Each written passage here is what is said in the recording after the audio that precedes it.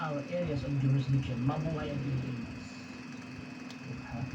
Suportado ko yan, yung statement na yun ng National Department of National Defense. Kagaya kasi ng sinasabi ko, hindi nyo nasisindak ang mga Pilipino.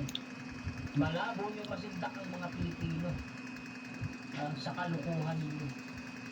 Sa totoo lang, habang winawalang hiya ninyo kami sinisindak, habang binubuli ninyo kami, lalo kami nagigigil sa inyo. Sa totoo lang. Diba? Comment kayo dyan kung iisang damdamin natin mga ka-istorya. Okay, tungkol naman kay PBBM mga ka-istorya, hindi naman po aabot sa 200 na firma ng mga kongresista yung sa impeachment complaint. So malapit pa kami sa House of Representatives. Sabi ko na nga sa inyo, hawak ni PBBM ang alas. Huwag kayong kabahan. Ang kabahan dyan mga BBS dito mga ka-istorya. Naniniwala si Kamang Gagawa, Representative Elijah San Fernando na hindi umano kakayanin ng mahigit 200 kongresista ang pipirma sa anumang impeachment complaint, katulad noong 19 Congress kung saan 215 kongresista ang pumirma sa impeachment complaint laban kay Vice President Sara Duterte.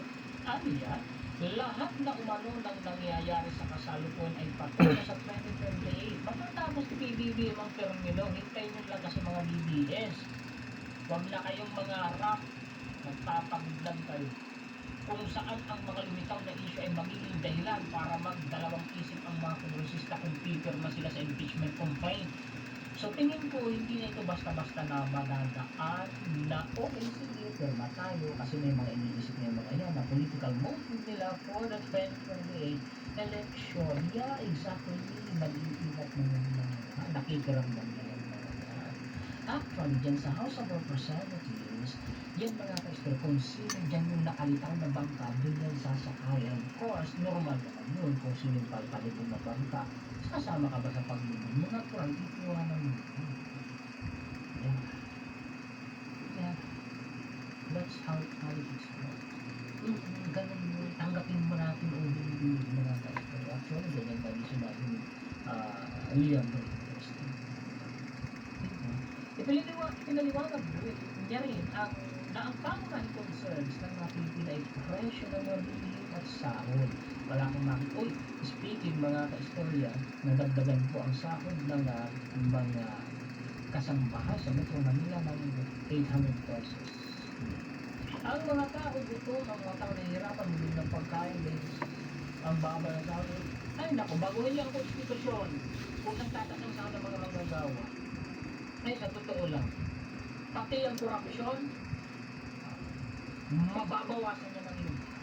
Kasi dito po, sa 1987 Constitution, ang daling mangrakot, ang daling magtago, ang daling makalusot.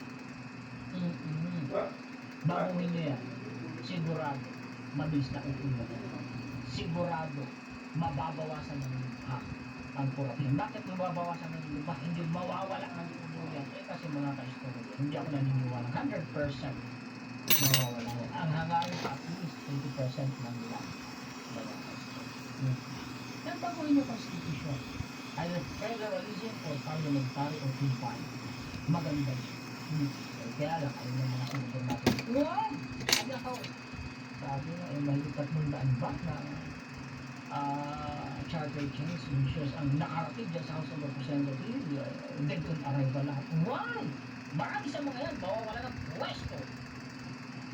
Naku! At mawawala ng kurako. Kaya ayaw ba? Ganun ba? Kaya siguro ganun. Mga ka-istorya, diba? Diba? Okay, tuloy tayo.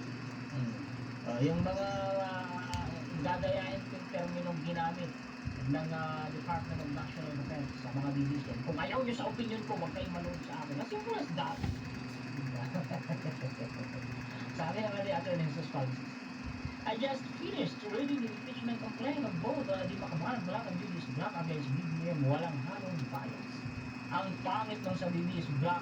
Bakit ganun? Sabi ni Atty. Harold Respicio, ang dang bigati. Avocado! Iyak sila. Ang nangyari, iyak na